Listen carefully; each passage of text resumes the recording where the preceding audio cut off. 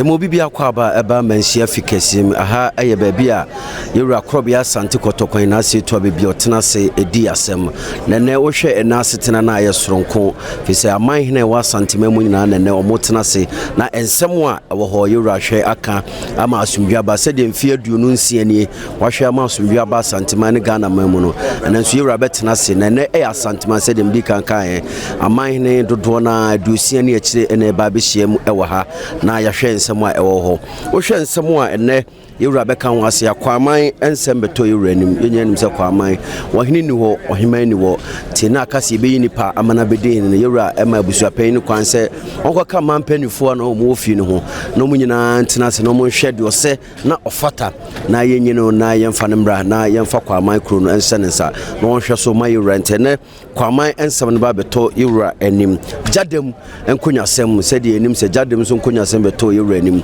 ene ebeba ama yewura ahwe de ekoso ewo Gyadam eho yefiri ebekọ Awua Dumase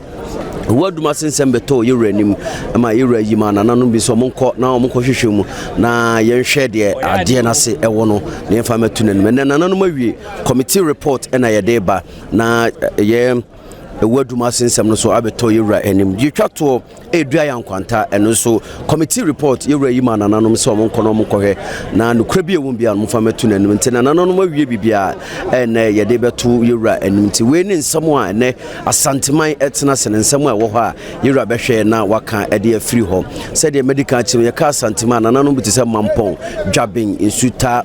Kwamang omunyina eka eye Asanteman ho asuminya tepa omunyina krodie tiobodom omunyina eka Asanteman nti Asanteman nye Asanteman kwa tra eko voter rara munyina eka ho bi sampa enso ewo mbi ntene nsemu abekoso ewo menhia fikese na maboboso ede ache Opemsuo TV na oguso a wo hwe Opemsuo radio so obetini nyina afi won de besi bia no ewi a ebema yetiefo no mo hwe Opemsuo TV na ehu de ekọ fremfredu achima aduma kuma se dwumade dwada kosifia da no pa no so nkosi nundu amamra ne amane ehu se nyina ye de to manim